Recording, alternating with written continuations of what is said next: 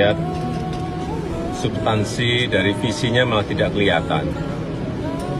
Yang kelihatan justru saling menyerang, yang sebetulnya nggak apa-apa, asal kebijakan, asal policy, asal visi yang diserang, nggak apa-apa. Tapi kalau sudah menyerang personal, pribadi yang tidak ada hubungan dengan konteks debat tadi malam, mengenai hubungan internasional, mengenai geopolitik, mengenai pertahanan, dan lain-lainnya, saya kira kurang memberikan pendidikan, kurang mengedukasi masyarakat yang menonton. Saya kira akan banyak yang kecewa, sehingga debatnya memang perlu diformat lebih baik lagi, ada rambu-rambu, sehingga hidup. Saling menyerang nggak apa-apa, tapi kebijakan, policy, visinya yang diserang, bukan untuk saling menjatuhkan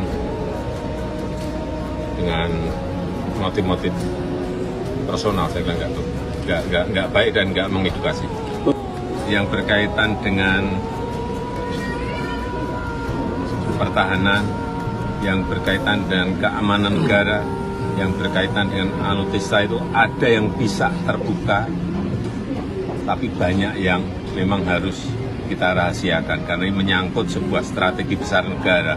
Nggak bisa semuanya dibuka kayak toko kelontong, nggak bisa. Yang saya lihat semalam adalah bukan debat capres, tapi Pak Anies merosting Pak Prabowo. Semakin kau sakiti Pak Prabowo, semakin masyarakat Indonesia akan bersimpati terhadapnya. Ini kan venue-nya beda, adalah kontestasi. Misalnya saya ini belajar catur dari seorang senior, guru catur. Dia ajarin saya ilmu catur sampai saya jadi pintar. Memberikan waktu, uang, dan ilmu kepada saya. Habis itu kita kontestasi, kita lomba catur. Habis itu saya menang.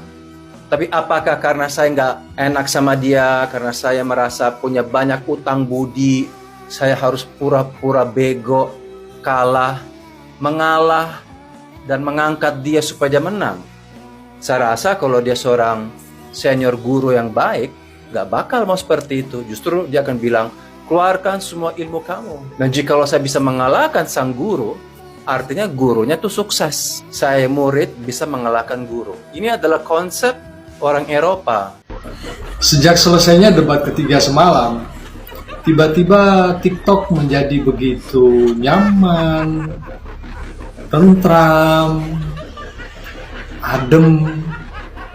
Karena pendukung Prabowo Gibran yang sebelumnya arogan, songong, yang bilang, lihat nanti ya, di debat capres itu akan menjadi panggung pembantaian.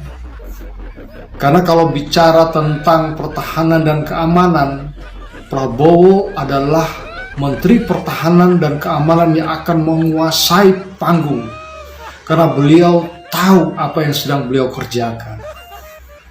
Dan ternyata keadaan berbalik.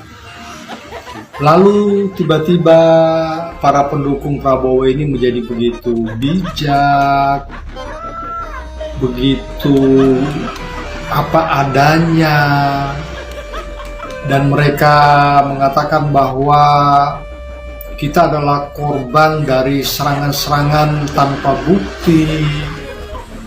Mereka begitu tenang, ya nggak arogan lagi,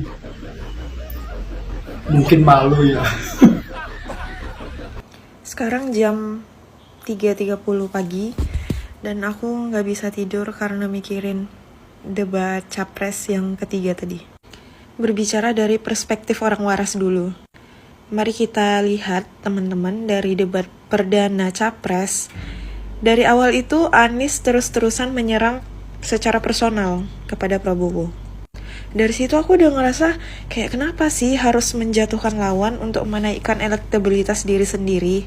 Apakah pantas seorang pemimpin yang ingin menjadi presiden, yang ingin mendapatkan kekuasaan dengan cara menjatuhkan personal orang lain? Sampai di debat ketiga ini, Pak Anies itu secara terang-terangan berbicara tentang etika. karena aku belajar tentang etika hukum, aku akan mencoba mengkritik. Barangkali Pak Anies lupa apa yang dia sampaikan itu melanggar etika. Sehingga kami netizen-netizen Konoha ingin menyadarkan Bapak bahwa apa yang Bapak sampaikan itu tidak beretika. Itu poin pertama. Poin yang kedua, bahwa saya melihat Bapak terlihat terlalu arogan dengan kebijakan yang ada sekarang yang dipimpin oleh Pak Jokowi dengan tidak mau melanjutkannya lagi ketika Bapak menjadi presiden nantinya. Menurut saya sih, kalau itu baik ya kenapa harus diberhentikan, terutama soal IKN. Itu kan dananya udah gak kecil ya. Kemudian Bapak juga terlihat arogan ketika selalu menyinggung Presiden Jokowi dengan tanah segitu, tanah seluas itu. Ya emang kenapa Pak? Itu mah urusan dia. Dia mau beli dengan uang dia berapa hektar ya juga urusan dia. Bapak kenapa bawa-bawa ke ranah debat pilpres Pak? Aneh deh. Malah kami melihat dan menilai kalau Bapak itu terlalu arogan terhadap kebijakan yang ada sekarang. Kemudian terlalu menjatuhkan personal orang lain. Ibarat kayak kacang lupa kulitnya gitu loh. Gak sah rasanya kalau hanya mengkritik tanpa memberi solusi. Jadi ada baiknya untuk paslon-paslon pilpres ini udah fokus aja sama gagasan yang kalian punya yang mementingkan dan memikirkan kehidupan bangsa ke depan, bukan menjatuhkan lawan kalian.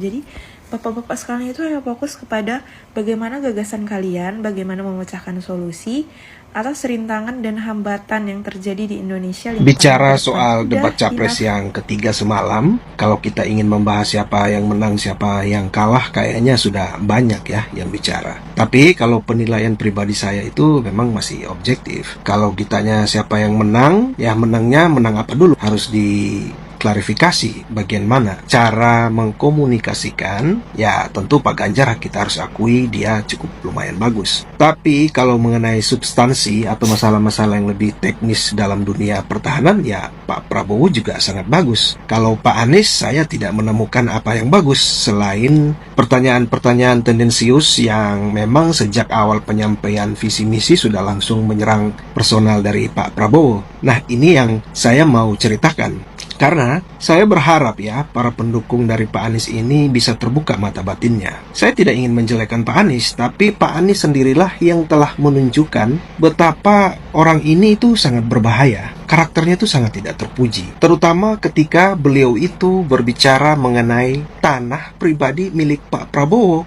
Di situ ada dua kesalahan. Satu, kesalahan informasi dia soal berapa luas tanah. Dan yang kedua adalah ketidakjelasan apa hubungan dia berbicara tanah itu dengan hal pertahanan dan keamanan yang menjadi tema. Nah ini yang saya bilang, dia sedang menunjukkan cacat logika dia sendiri. Jadi orang yang kalian anggap pintar bicara ini ternyata memang masih bisa memiliki cacat logika. Mungkin tidak banyak yang tahu ya, kita itu punya fakta dan data. Pak Prabowo itu, beliau pernah menggadaikan tanahnya hanya untuk bisa membiayai Pak Anies ini maju di Pilgub tahun 2017. Saya lupa bilang, walau terlambat, mau mengucapkan terima kasih kepada Pak Prabowo Subianto, di mana Pak Prabowo pernah menggadaikan tanah pribadinya untuk mengusung dan membantu Pak Anies jadi gubernur. Sekali lagi terima kasih Pak Prabowo ya, karena bantuan Bapak dan sumbangsi serta secara pribadi Bapak menggadaikan tanah ya untuk membantu Pak Anies jadi gubernur. Jadi sekali lagi terima kasih. Walau terlambat, nggak apa-apa, ucapkan terima kasih. Gimana coba kalian berpikir seandainya ada orang yang seperti itu kepada Anda? Anda gadaikan tanah Anda untuk bantu dia, tapi di kemudian hari orang yang pernah Anda tolong itu justru menghina Anda. Silakan Anda nilai. Kalau sampai masih ada yang bilang dengan alasan ini itu, berarti memang kalian tuh sama dengan calon pemimpin yang kalian pilih. Kalian tuh sama-sama memiliki cacat moral dan etika. Tapi sok-sokan mau bertanya ke Pak Prabowo soal cacat etika. Nah ini yang saya bilang, saya tidak menjelekkan Pak Anies, tapi dia sendiri sedang membuka aibnya. Dan kemudian yang perlu teman-teman tahu, Pak Prabowo itu membeli tanah ya, yang dalam artian itu HGU ya, hak pakai usaha kepada pemerintah itu kan sering banget tuh kalau lahan-lahan pertanian yang besar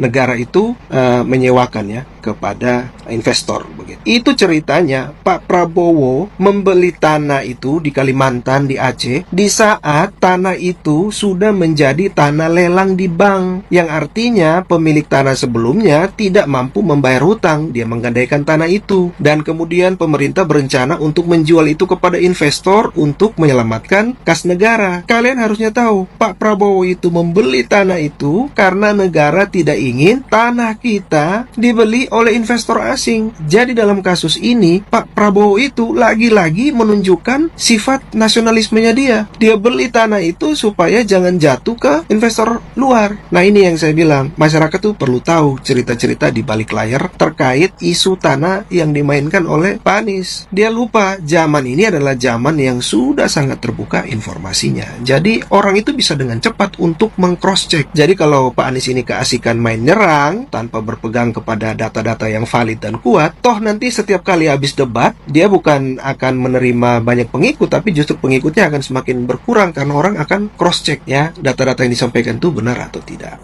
Nah, yang kedua ini adalah cacat logika justru dari Pak Ganjar dan Anies. Di bagian mana itu? Jadi itu ada di bagian ketika mereka berdua sama-sama bermain drama, pura-pura ingin menentukan berapa kinerja dari Pak Prabowo sebagai Menhan. Si Anies ini terlihat lagi nih tendensius kebencian dia, ya. Jadi kalau Ganjar 5, dia tuh mau lebih lagi dari Ganjar. Jadi dia kasih 1,1 atau 11. Nah, cacat logikanya di mana? Soal mereka memberikan penilaian itu kan ya hak mereka ya. Tapi kan memberikan penilaian itu tidak bisa kita hanya berdasarkan sentimen emosi pribadi, tetapi kita juga harus melihat secara keseluruhan. Kan mereka berdua ini calon pemimpin bangsa loh, bukan calon ketua RT ya. Jadi kita tuh harus bisa melihat sisi negarawan dari seorang calon pemimpin. Kenapa saya bilang mereka berdua ini sama-sama melakukan cacat logika?